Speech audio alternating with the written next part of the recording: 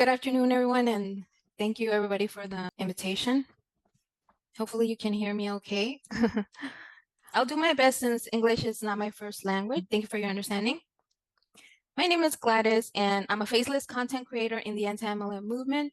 I was invited to this conference to talk about the MLM Exit website. The mission of my website is to serve as a tool for reps to leave their MLM. We have educational tools. These are for people who are interested in learning more about MLMs.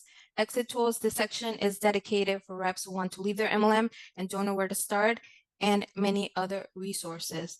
The website is available online at mlmexit.net. It is in English and Spanish, and I am very grateful to all the professionals in the very different fields who are willing to share their time and experience to help with this project. Thank you from the bottom of my heart. Besides my website, I said I also wanted to talk about a major issue. This is how MLMs target immigrants and the Latino community. So I will be sharing my opinions based on my research and what I have personally seen. MLMs target people who are in a vulnerable moment of their lives.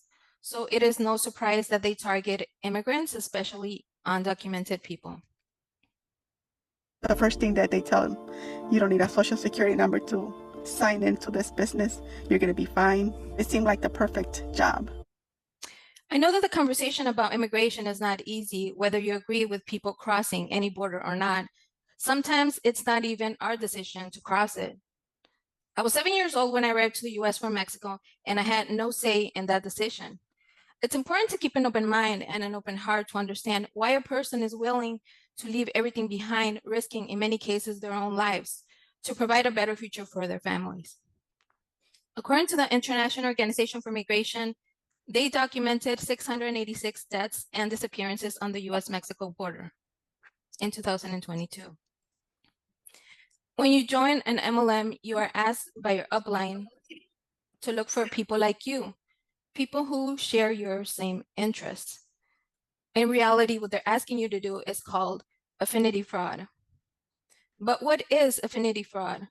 According to the US Securities and Exchange Commission, it is when you are or pretend to be a member of a group you're trying to defraud.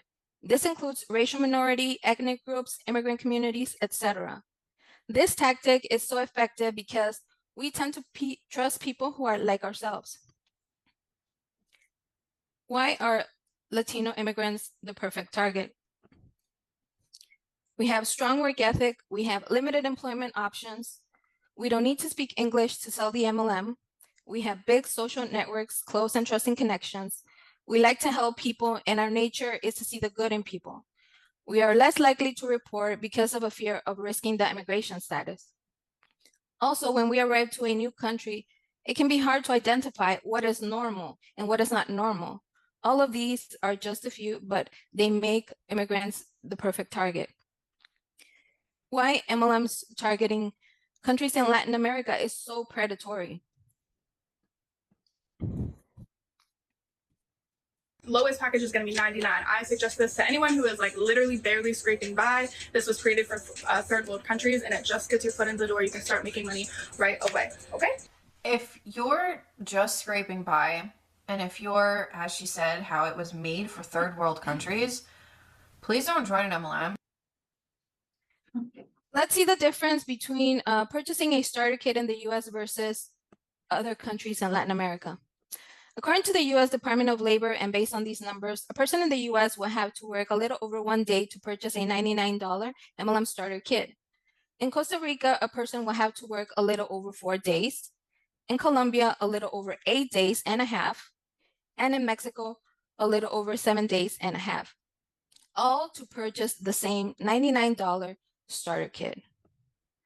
Latinos, immigrants or not, nobody deserves to be taken advantage of by an MLM. Immigration is a very complex subject. And I just want you to keep in mind that two things can be true. You can welcome immigrants, embrace their culture. And at the same time, that doesn't take away from the love that you feel for your country.